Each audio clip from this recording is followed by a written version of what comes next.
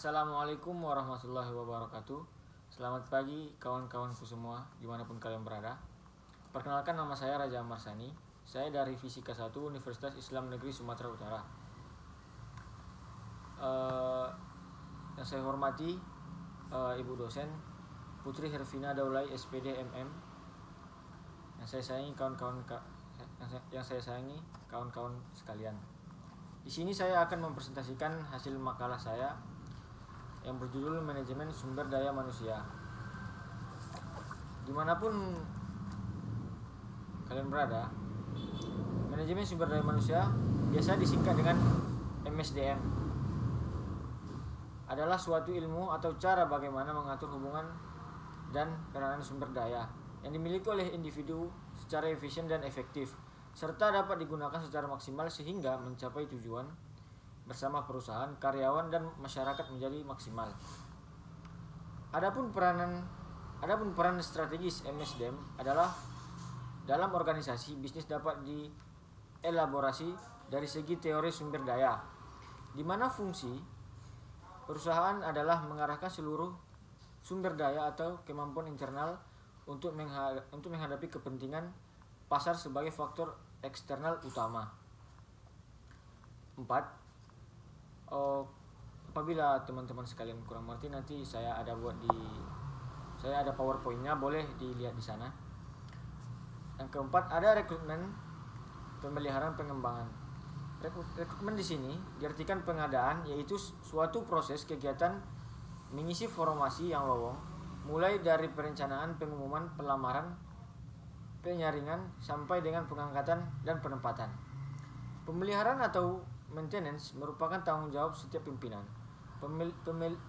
Pemeliharaan SDM yang disertai dengan ganjaran akan berpengaruh terhadap jalannya organisasi. Tujuan utama dari pemeliharaan adalah untuk membuat orang yang ada di dalam organisasi betah dan bertahan serta dapat berperan secara optimal.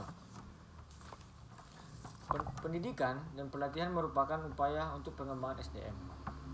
5.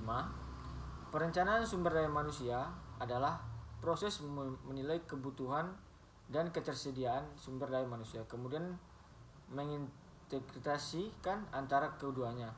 Perencanaan dilakukan untuk menentukan keputusan seperti apa yang dilakukan jika ketersediaan sumber daya manusia naik dan apabila turun, serta bagaimana integritas untuk memenuhi kebutuhan perusahaan. 6. Rekrutmen tenaga kerja atau rekrutmen. Rekrutmen adalah salah satu proses untuk mencari calon kandidat pengawal, karyawan, buruh, manajer, dan tenaga kerja baru untuk memenuhi kebutuhan SDM organisasi dan perusahaan. Dalam tahapan ini diperlukan analisis jabatan yang ada untuk deskripsi pekerjaan atau job description, dan juga spesifikasi pekerjaan.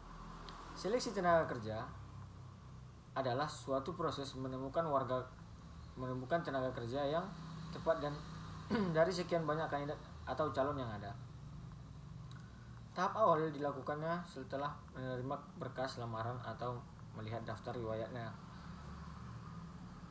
CV, VT milik pelamar. 7. Program orientasi karyawan. Karyawan baru adalah program bertujuan memperkenalkan tentang kehidupan sosial, budaya, dan lingkungan kerja. Di setiap tempat kerja, poin penting yang disampaikan kepada karyawan baru adalah pengenalan tentang letak geografis, Batam, budaya, sosial ekonomi, infrastruktur, fasilitas umum, dan yang kedua, pelatihan lebih terarah pada peningkatan kemampuan dan keahlian SDM organisasi yang berkaitan dengan jabatan atau fungsi yang menjadi tanggung jawab individu yang bersangkutan.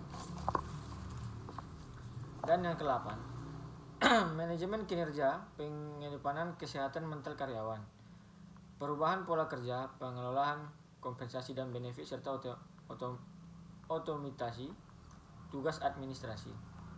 Karyawan merupakan balas jasa yang diberikan oleh organisasi atau perusahaan kepada karyawan yang dapat bersifat finansial maupun non-finansial. Pada periode yang tetap, sistem kompensasi yang baik akan mampu memberikan kepuasan bagi karyawan dan memungkinkan perusahaan memperkerjakan atau mempertahankan karyawan. Dan yang kesembilan, terakhir, perencanaan karir didefinisikan sebagai proses penentuan rencana atau kegiatan-kegiatan yang akan dilakukan pada masa yang akan datang. Sedangkan karir adalah semua pekerjaan yang dilakukan seseorang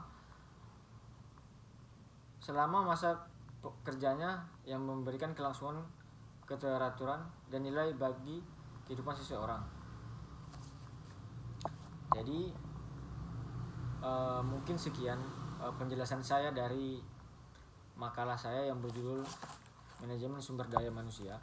Apabila ada yang salah dari perkataan saya mohon maaf. Apabila ada yang ingin ditanyakan, boleh ditanyakan. Saya akhiri dengan salam. Assalamualaikum warahmatullahi wabarakatuh.